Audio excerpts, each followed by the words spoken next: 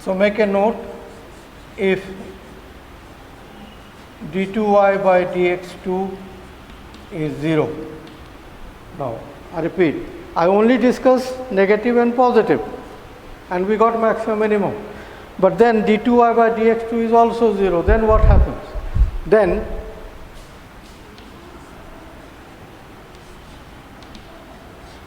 find d3y by dx3. Okay? And if this is also 0,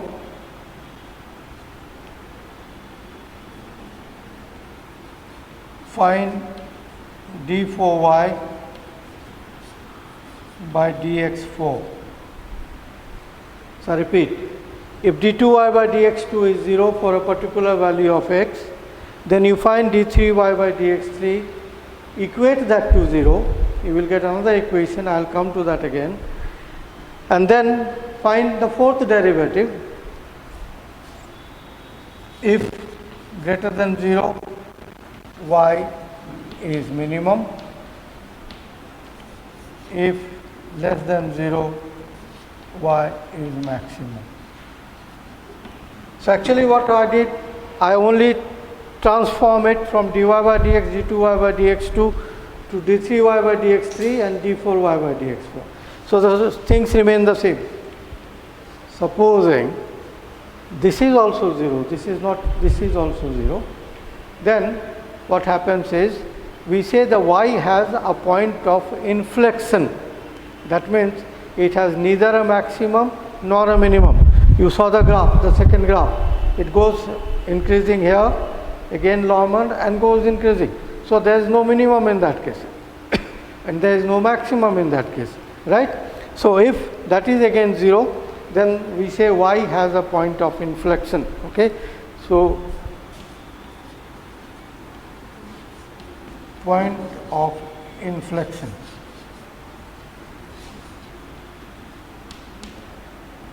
That is no maximum, no minimum.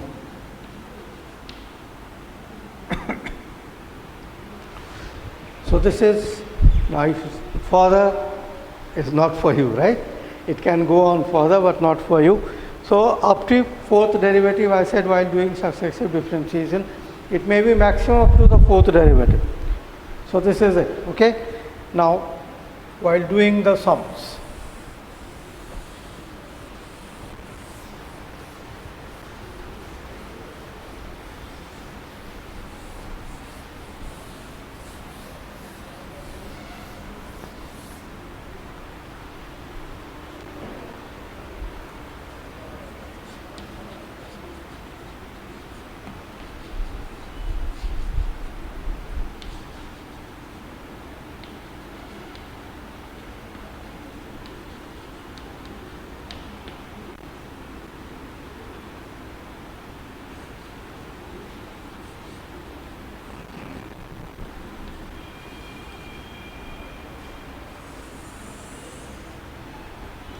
okay, for the working rule for maximum and minimum for a function y is a function of x. Okay, so the first step,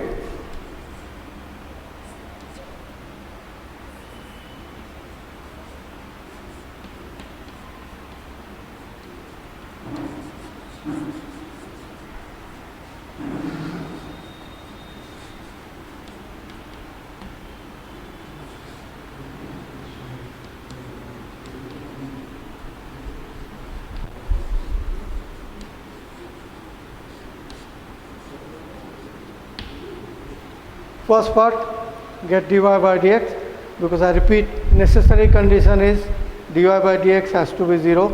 So first differentiate it to get dy by dx. Step 2,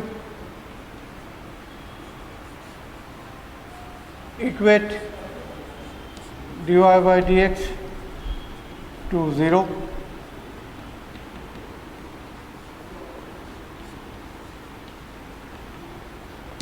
So dy by dx is 0. Now when this is 0, you get an equation in x. I repeat, this is a function of x, an expression in x, differentiated first, then equated to 0, so you get an equation here. So step 3, solve the equation.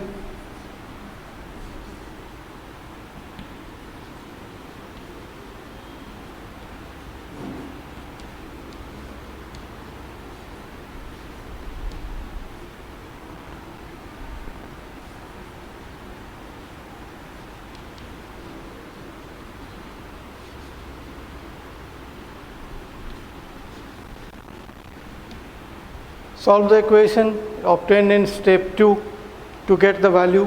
I've written in bracket as values of x, because if the equation is a quadratic equation or a triquadratic equation, you will have more than one value. So you have to get both the values, or all the values to be more precise. So solve the equation obtained in step 2 to get the values of x. Next step,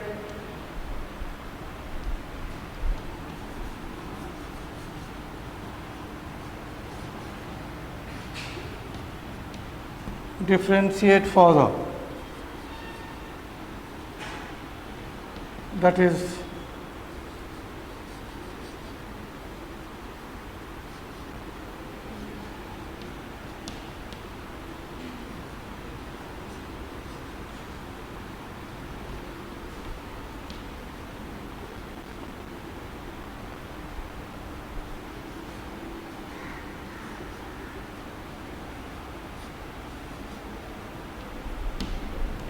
so when you differentiate further, you get d2y by dx2, successive differentiation. So second derivative you get. Here, put the value of x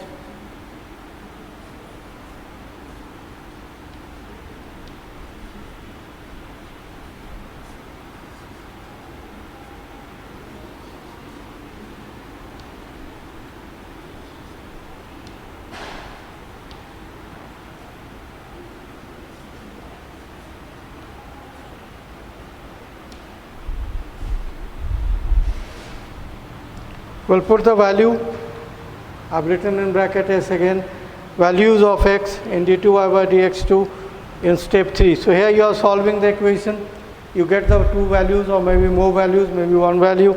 So whatever the value of x you get, you put it here. Okay. Now after putting the value, when you solve it, if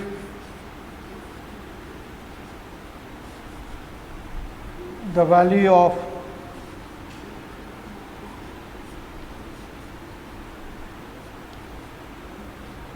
d2y by dx2 is positive, y is minimum.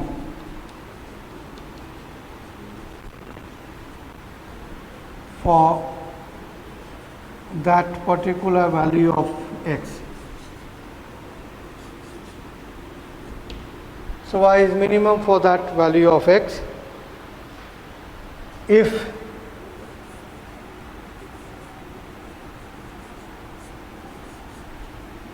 this is positive,